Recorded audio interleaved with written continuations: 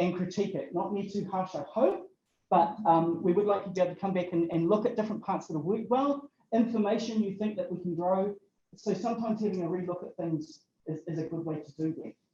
The only thing with that, there is a bit of a privacy issue. So you need to be aware if you're holding a conversation or if you are contributing to some of the other discussions, just be aware that that will be on record. So if it's something you think is just a little bit controversial, it might be better to take it into CoP session later in the day. So just some things, and I'm running through a list in the back of my head, so it is a bit like a standing form at the moment.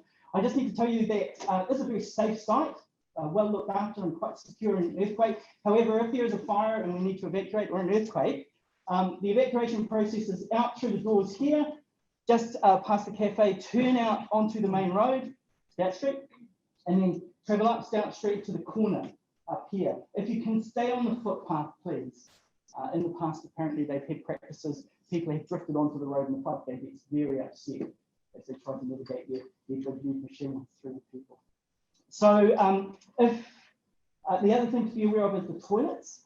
The toilets for this venue are, if you just go past the cafe on the far side, you'll see the sign, men's and women's, as well. So just as you go past on the far side there, I think that's all of them, isn't it? I had to check with Ratish because he was going to prompt me if I forgot something. You can see that we're working this out as we go. In that case, I'll just do the karakia. Whakatakata hau ki te uru, whakatakata hau ki te tonga. Kia mā kina kina ki uta, kia mā tara tara ki tai. E hi aki ana te atakura. He tio, he hoka, he hauhu, te he Māori ora. So great, good to have you all here. What we're going to do now is we're going to go through a series of speakers and then get to a panel session, probably in about half an hour or so. Now, our first speaker I'm going to introduce you to is Alastair Kenworthy. He is part of the overall standards group and has been part of that committee for a while now, but he is also the standards officer for the Ministry of Health. And when we were holding the discussion around the agenda and what we might do, we were looking for some real cases where standards make a difference. And it was Alastair that suggested, with all the things that have been going on this year and all the things that the Ministry of Health have had to deal with, he had a very valid case, and it relates to the COVID. And one of the things we're trying to do throughout this seminar is not only try to look at standards and think of standards and all the things we need to do to make standards, but how do we implement standards and what is the impact they make? And I'll talk a little bit more about that in integrated service terms later on. But I'll hand over to Alastair now and get him to talk us through what happens with the COVID.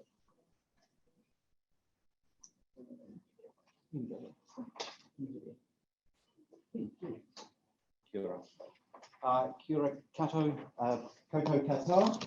I'm Alastair Kenworthy, as Grant has introduced me. It's lovely to see so many people here as part of the organising committee for the community of practice. I think we're thrilled to have these sorts of numbers. So thank you for showing up in person.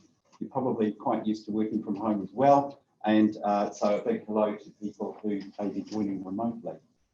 So I did get volunteered to do this introductory talk. So I hope it's topical, meaningful to everybody, and not too long. So you will be very familiar with events of the past year, of course. And just a quick poll, who is carrying one of these with them right now? So this is, okay, that's more than I would have thought. Now, who's scanned their first QR code for the morning already? Now that's brilliant, because we all get 20 cents Ministry of Health. So this is the inside story of what it means to scan a QR code and the part that standards has played in that. So it wasn't always going to be a QR code. Can you believe that? It wasn't always going to be a QR code. I'll tell you a little bit about that. QR codes are applicable, you know, to the cafe you visit, but they have other applications in our fight against COVID.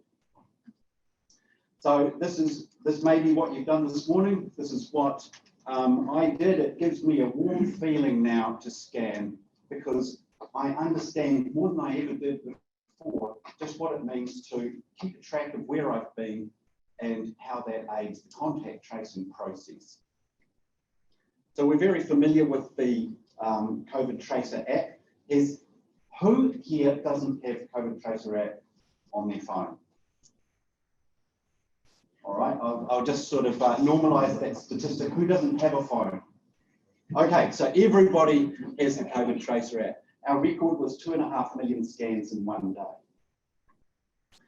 So Dr. Ashley Bloomfield, Director General of Health, encourages us to scan, and there's been a promotion this summer because numbers of scans were tailing off to scan and make it an unstoppable summer, which carried with it the implied threat that summer could be stopped and we might be directed to stay at home again. So there we go. Right, now that's the QR code you're familiar with. It could have looked like that. Now you have to be a real barcode nerd to maybe spot the difference, but that's quite a different sort of a code. And this is what I'm going to tell you about. So this sort of code is maybe what you'd see on a piece of packaging like this in the supply chain. It just happens to be a COVID vaccine product, which is not one of the ones, well, there is only one approved for use in New Zealand, but that sort of a code. So I don't know whether that's interesting, but there's a little bit of intrigue associated with it. So we at the Ministry of Health were given this notion that we needed to track where people went. We didn't really know how to do it. We did get buy-in from the government when we floated the idea of a QR code. And really at that time, early in COVID last year, and I'll go to the timeline shortly, the talk was all around Bluetooth. So if you walk near somebody who's, maybe turns out to have a positive COVID test later, you'll get notified and you'll know that happened. But we kind of sort of quickly realized that in our environment, that would maybe be less useful than just keeping a private digital record of where you've been. So we were asked how to do that. And we chose the QR code over the 2D data matrix. So QR codes are basically they're consumer friendly. People are, well, now they're very used to using QR codes. They were somewhat used to it at the time. They're developer friendly. There are toolkits, there are open source toolkits for working with these things. They're Terreo friendly because they allow special characters, macrons that we need for Maori language. They're privacy protecting, and I'll describe how so. And they're very forgiving of dodgy equipment like low DPI printers and environments which may be challenging. So if you think about, you don't have an ideal scanning environment when you do look at one of these QR codes, might be behind glass, might be printed black and white, might be quite tiny, might be glued to a table. So we needed a QR code design backed by standards that catered for those environmental challenges. The other thing was that privacy was a huge factor in the design of this thing, and it really was privacy by design. So if somebody's going around scanning QR codes and their movements are getting logged back to a server somewhere, that is not a good story to tell. So we really needed, in the early days, a serverless solution which made it possible to scan a code for the consumer to know validation that they had checked into the place they thought they were, and that it would be possible later for them to talk to a contact tracer with some confidence about where they've been. But we did not want pings going back to a server every time you scanned one of these codes. So there is a standard, there is an international standard for QR codes, that's it. Probably, actually, can I get a commission on any ISO standards I sell as part of this meeting, Ritesh? I should really be talking to Sarah, shouldn't I? Yeah, okay. We'll go to the site and you'll find that standard in any case. So I mentioned the timeline. So you'll all have your own recollections of last year, as we're calling it. So in 8th of May 2020, at the Ministry of Health, in a series of emails, we made this decision to go with QR code. On the 22nd of May, we released the app that worked with that code. So you can imagine the kind of activity that was going on, not all of it in a forwards direction, but with the ultimate result that we were able to release the app on that day. There were very few codes displayed on day one. However, over the coming weeks, there were massive numbers. So in context, this is when we were coming out of lockdown. We've come out of takeaways lockdown, and we were looking forward to being able to walk down the street and go to a cafe and mingle with other customers, albeit at a distance.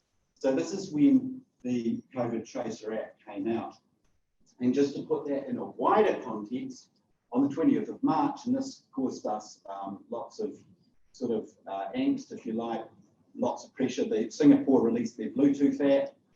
The Apple and Google brought along their exposure notification framework, which is actually very useful. It's a privacy protecting way of for you, and this is the way you get notifications, or you would get a notification if there were any of being at premises where somebody who subsequently tested positive had been. And then in December last year, we added that Bluetooth functionality, but nobody talks about it now. It's not really a story. It was always the QR code. So QR codes include machine readable and human readable identifiers. So let's look at an example. So Hakura souvenirs and gifts, level 1, 123 Main Street, Hakura. I don't know whether that's actually a place. I hope we're not infringing anybody's brand there. The key piece of information there is not so much the textual version of the address and the name of the premises as what we call a global location number. So this is one of the international standards we subscribe to, and which we thought was the key ingredient of the QR code. So the QR code, every QR code has a global location number in it. And this is a GS1 standard. It's a 13-digit number. These are 12 digits with a check digit. It's recognised by the New Zealand Business Register. So the New Zealand business number that identifies an organisation allows you to have organisation parts. And this is actually using these identifiers is required for government. And in some places we've been slow to adopt. COVID actually gave us an opportunity to pursue that. This is one of the things you'll have seen. Things have moved faster on the COVID track, if you like. So the GLN identifies what's called an organisation part in the NZBN register, linked back to the NZBN. The QR code also includes a name for the premises and a street address. We did an enormous amount of investigation early on. I saw John Fisher's here today. So John and John will recall a conversation he and I had, I think it was on a Friday afternoon, and we talked about what the prevailing address standards were, and quickly realised that the street address data content requirement that some of you may have worked on last year, I think it was published, that references something that you may not have been so familiar with, which is a profile of the international standard for addressing. And it boils down to a very nicely structured address. So those components in the GLN, this is a little bit of a nerdy deep dive into what goes into the QR code into a JSON object, which is a little package of data. That's base 64 encoded. We put NZ coded tracer on the front of it so people may recognise it. Then we UTF-8 encode that. And then we had to decide how do we size the QR code, because the QR code looks quite busy. It's quite a big sort of a picture there with lots of pixels on it. It needs to be that size to carry the GLN, but particularly the textual version of the address, so that the person scanning can go, oh yes, I've checked into, Home Cafe on Stout Street rather than somewhere else. I mean, we could have chosen to present them just at GLN, but then we'd have had to do a lookup to a server, which kind of violated our principle of having everything locally. So we chose a 16 by 69 by 69 frame with a 3 pixel cell width. That's what the module means.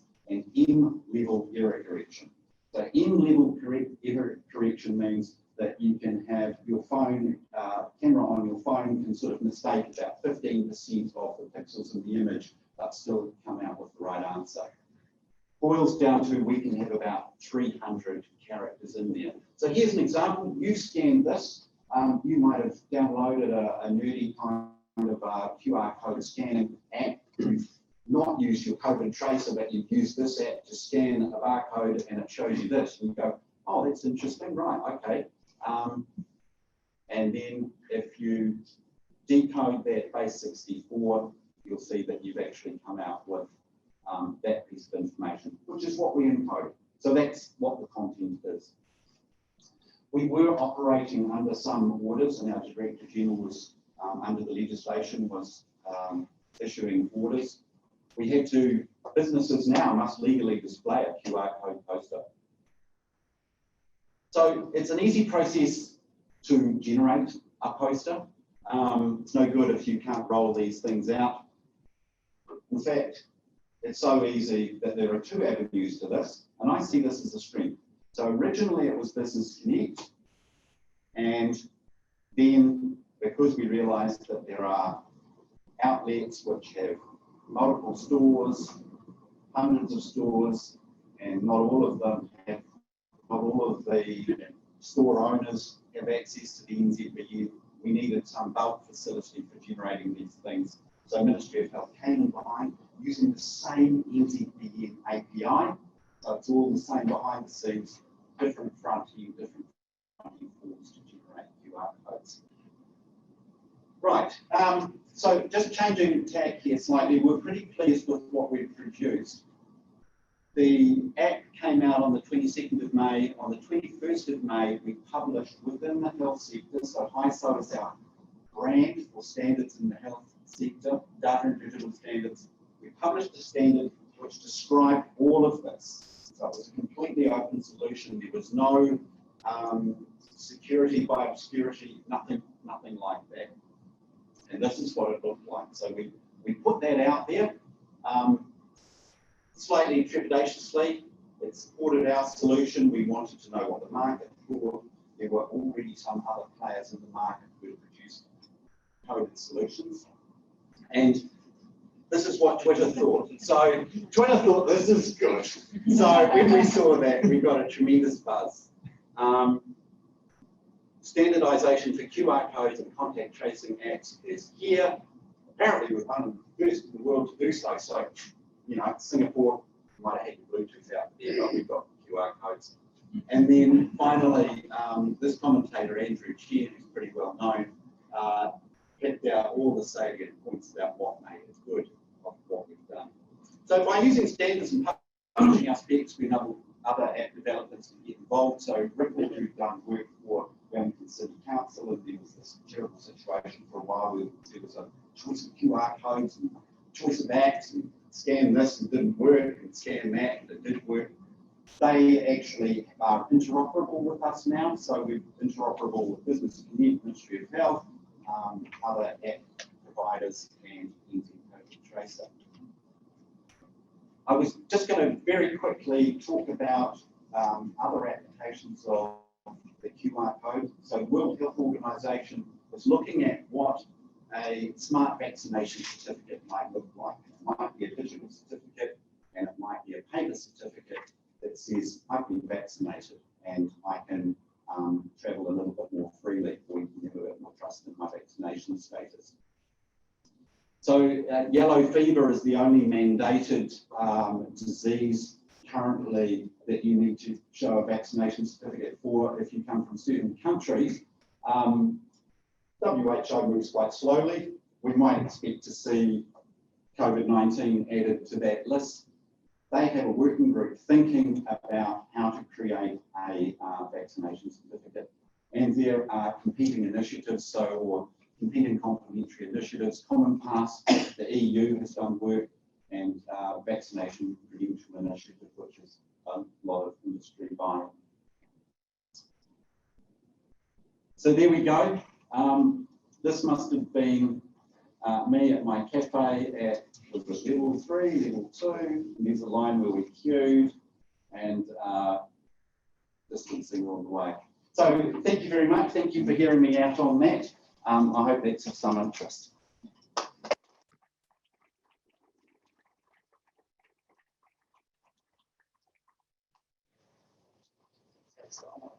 I'm staying next to this one. You'll see us trying to juggle little bits of device. Alastair, that was brilliant. Thank you so much.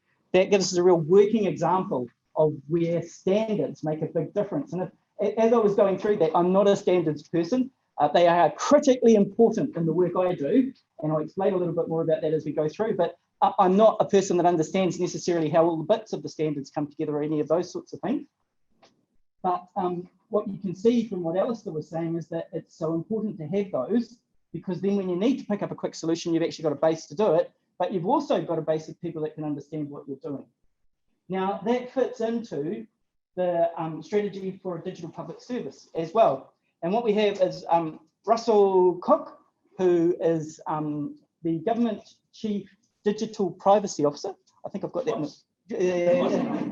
Government Digital Privacy Officer, sorry. I got to think about that. And he's also in charge of one of the teams within the Digital Public Service, the Agency and Partnerships Capabilities team. And he's going to come in, he's going to chat to us about how the strategy fits into all of the digital work, but a little bit more about how the strategy supports the standards work. And as Alastair has started us off, how standards are so important as we try to join up all these digital services. Russell, I'll hand over to you. Thank you. Yeah, so the clicker is just up on it. Fantastic. Sorry about the slideshow isn't changing slides. All good. So just Imagine a pretty picture is up on this. So, kia ora, and thank